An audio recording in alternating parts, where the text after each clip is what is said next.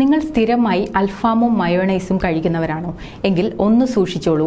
Cancer അടക്കമുള്ള മാരക രോഗങ്ങൾ നിങ്ങളുടെ തൊട്ടടുത്ത് തന്നെ ഉണ്ട്. വല്ലപ്പോഴും കഴിക്കുന്നവരെ കുറിച്ചല്ല, മറിച്ച് ആഴ്ചയിൽ 4 ദിവസവും അൽഫാം കൂടിയേ തീരൂ എന്നുള്ളവർക്കാണ് ഈ നിർദ്ദേശം. അൽഫാം നമ്മുടെ മുമ്പിൽ കൊണ്ടുവന്ന് വെക്കുമ്പോൾ ശ്രദ്ധിച്ചിട്ടുണ്ടോ? അതിൽ കാണപ്പെടുന്ന കറുത്ത പാളികൾ അഥവാ ചാർക്കോൾ ഫോർമേഷൻ. ഇത് നമ്മുടെ ആരോഗ്യത്തിന് കടുത്ത അപകടമാണ് ഉണ്ടാക്കുന്നത്.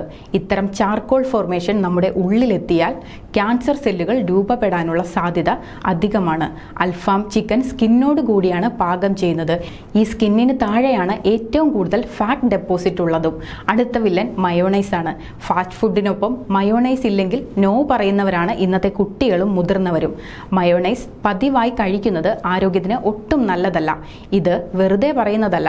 മയോണൈസിന്റെ കൂട്ട് അങ്ങനെയുള്ളതാണ്. പ്രധാനമായും മുട്ടയുടെ വെള്ളയും എണ്ണയുമാണ് മയോണൈസിലെ ചേരുവകൾ. ഇതോടെ തന്നെ ഉയർന്ന നിലയിൽ കൊഴുപ്പടങ്ങിയ ഒന്നായി മയോണൈസ് മാറുന്നു.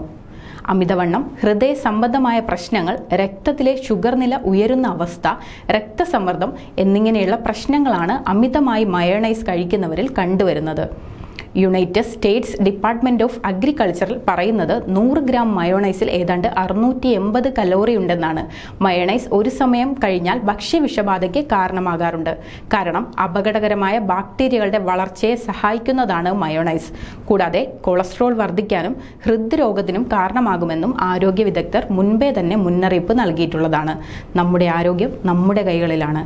ആയതിനാൽ അൽഫാം, മയോണൈസ് എന്നിവയെല്ലാം നമ്മുടെ തീന്മേശയിൽ വല്ലപ്പോഴും എത്തുന്ന അതിഥിയായി മാത്രം മാറട്ടെ.